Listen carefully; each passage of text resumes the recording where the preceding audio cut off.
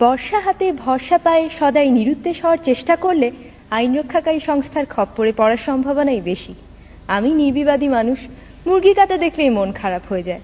তবে ছোটবেলায় নিজেকে বীরপুরুষ ভাবতে মন্দ লাগতো না। হাড়ে রেড়ে বলে কেউ এগিয়ে এলে মাকে রক্ষার ভার যদি আমার উপর এসে পড়তো, সেটা কেমন মজা হতো জানি না। কিন্তু আমার অধ্যাপিকা মা গায়ে এক রত্তিও সোনা পড়েন না, সুতরাং কল্পনার সেই বীরপুরুষ বেশি দিন টিকতে পারেনি। তবে ভীতু ভদ্রলোক হওয়ার যে বিপদ আছে, সেটাও খুব অল্প বয়সেই জানা হয়ে গেছে। বান্ধবী এসে একদিন বলল, এসো আমরা আমাদের সবচেয়ে প্রিয় জিনিস বদলা বদলি করি। আমার চমৎকার বিদেশি ছবি আঁকা পেন্সিল বাক্সটা গেল, বিনিময়ে পেলাম তার পরিত্যক্ত রাবার। শুনে সবাই হেসে বলল, একটু চালাক চতুর হতে হয়। কিন্তু আমার খুব দুঃখ হলো যখন দেখলাম ও আর আমার কাছে আসছে না। একবার এক আবৃত্তি প্রতিযোগিতায় যোগ দিলাম। কাছ থেকে সংস্কৃতি অঙ্গনে সব পরিচিত তারকাদের দেখে চমকিত হলাম, কিন্তু আমার পালা আসার সঙ্গে সঙ্গে শুরু হলো তাদের চা খাওয়ার পর্ব। কারো আর প্রতিযোগীর দিকে দৃষ্টি নেই। এত দুঃখ হলো, কয়েক মুহূর্তের জন্য বেদুইন হয়ে যাওয়ার ইচ্ছে হয়েছিল হয়তো। পরে ভাবলাম, তারকারাও তো রক্ত মাংসেরই মানুষ। বেচারা জন লেনন তো খ্যাপা ভক্তের হাতে প্রাণই দিয়ে দিলেন। সুতরাং তারকা হওয়ার স্বপ্নও বাদ। কিন্তু একটা প্রতিযোগিতা কিছুতেই এড়ানো যায় না।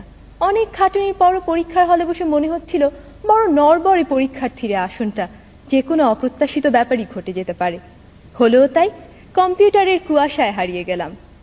আমার বাবা তার খেয়ালি কম্পিউটারকে কষে চড় মেরে ঠিক রাস্তায় নিয়ে আসেন। আমি কিন্তু যন্ত্রটাকে ভীষণ সমীহ করি। পারস্যের শাহজাদিকে উদ্ধার করতে গিয়ে বারবার নিহত হয়েও আমি কখনো কম্পিউটারের সাথে খারাপ ব্যবহার করি না। I still believe in the system. ছোট পর্দার নেপথ্য বিচারপতি বা সমতা বিধানকারী কি অবলীলাক্রমে 50 মিনিটে অন্যায়কে ল্যাং মেরে ফেলে দেন। কিন্তু বাস্তবে যেখানে ভালো মন্দের সীমানা অস্পষ্ট, সেখানে সবাই নিজেকে অভ্রান্ত ভেবে যদি নিয়ম ভাঙার খেলা শুরু করে, তাহলে মাঠ ছেড়ে ঊর্ধ্বশ্বাসে পালাবে বেচারা দর্শক।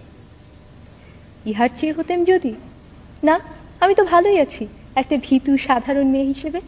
আমার মধ্যে কোনো দুরন্ত আশা নেই, ন্যায়দণ্ডধারী মহাবীর বা চতুর্মুখর মেধাবী মুখ আর উচ্চাকাঙ্ক্ষা নেই। একজন সৎ, পরিশ্রমী, বিবেকবান মানুষ হতে পারলেই আমি খুশি। ছেড়ে দিয়ে আমি জিতে যেতে চাই। ধন্যবাদ।